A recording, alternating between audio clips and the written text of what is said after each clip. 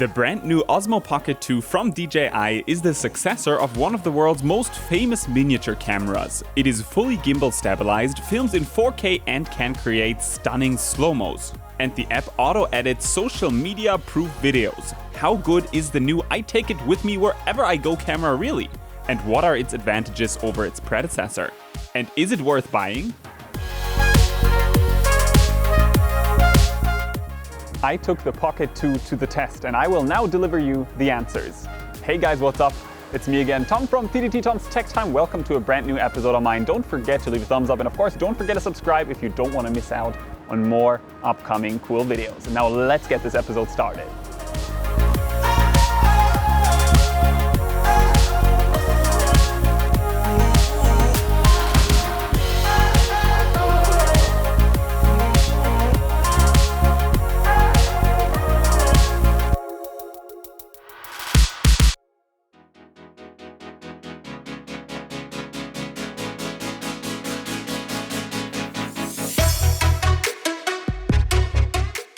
Camera and gimbal fit in the palm of a hand. The Osmo Pocket 2 is tiny. And what does it actually have to do with a banana? Well, not the color, no, it actually shares the banana's weight. Therefore, it is not only a small, but also a relatively lightweight device that you can pack into any bag, pocket, or backpack.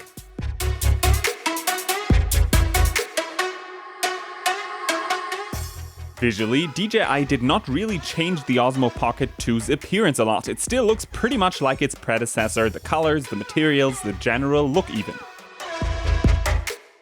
There is a small display, as well as a micro SD card slot. Necessary buttons for turning the camera on or off. Nothing new or mind-blowing here. The small touch display allows users to not only check and adjust the camera angle, but it can also be used to change settings or enable one of the plenty of modes or functions. The display is bright enough to be used in summery surroundings and the touch function works flawlessly. No complaints, but also no major news so far. If you feel like the built-in display of the Pocket 2 is too small for you, then you can simply attach one of these absolutely miniature adapters to the Pocket 2, and they are available for both iOS and Android devices. And then you can take your smartphone, attach it, then open up the app, and you will have the full control over the Pocket 2 on the smartphone. It's a very fast and very efficient process, and now I have a really large display, I would say.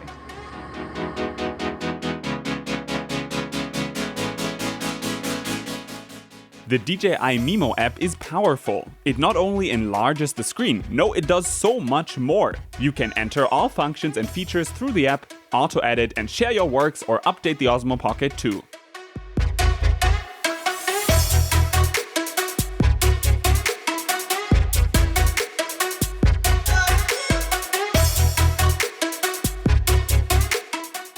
Before we talk more about the app, let's instead focus on what's most important about the Pocket 2.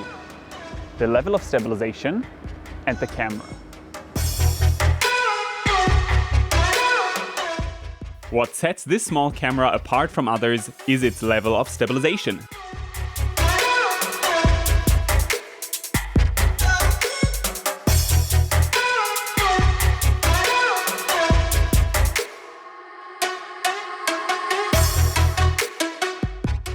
Pro-level stabilization is something that DJI is really good and experienced at. Here's a comparison: an up-to-date iPhone versus the brand new Osmo Pocket 2. By the way, the iPhone uses digital stabilization. Without it, the comparison would even look crazier.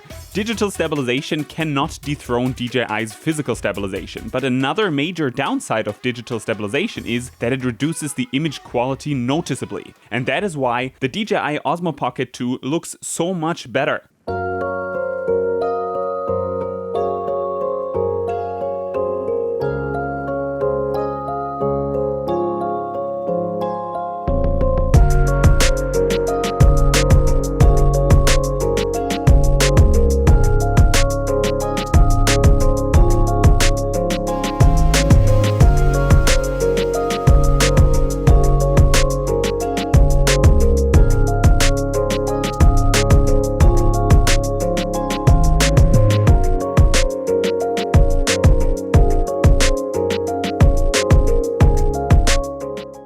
Osmo Pocket 2 records clean 4K footage. The results look convincing. 100 megabit per second capture enough details for crisp results.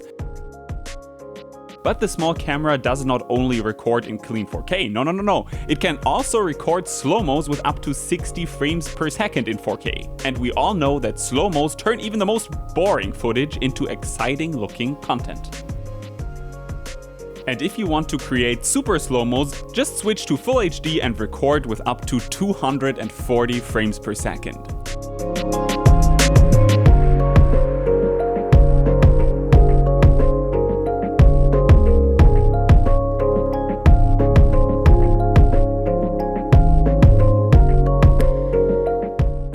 The HDR mode of the Pocket 2 is disappointing. It is not available in 4K, and it also heavily crops in.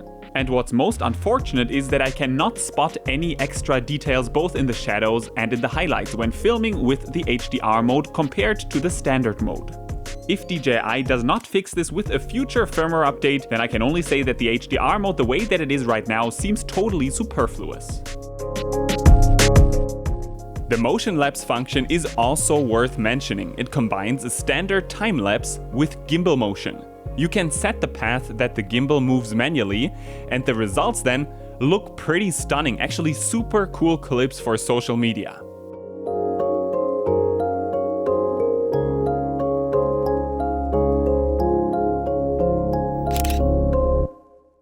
Of course, the Osmo Pocket 2 can also take photos, and the system got another sweet update. Isn't this a pleasant and sharp photo? How do you like it? But actually, this is just the fragment of a photo. Let me zoom out. This is the actual photo. It's a 64 megapixels photo. Super duper sharp. The slightly enlarged 1/1.7 inches sensor makes it possible.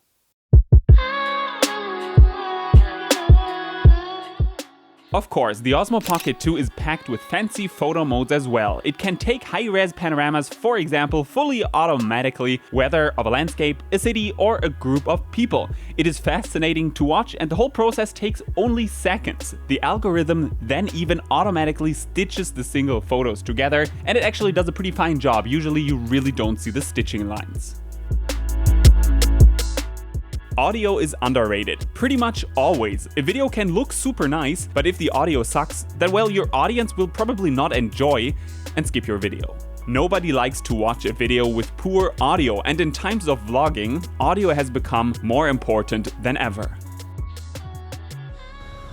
The major disadvantage of the predecessor was the weak audio quality.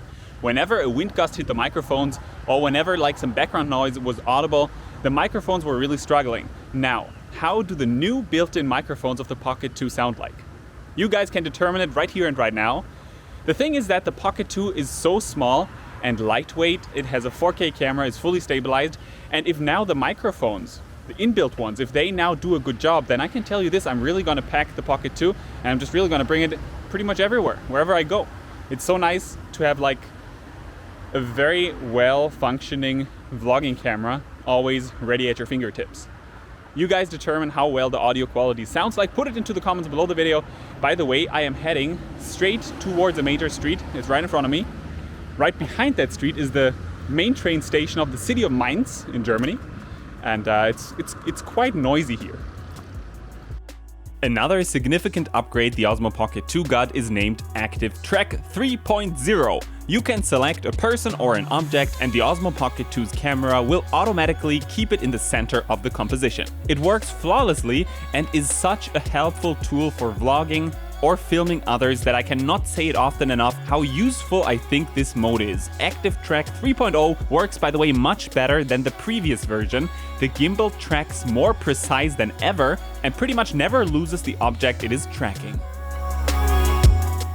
The Osmo Pocket 2's battery does a good job, though not an outstanding one. It lasted more than 2 hours during a continuous filming test that I performed. Under normal circumstances, you'll probably be able to get through a full day of filming with only one single charge.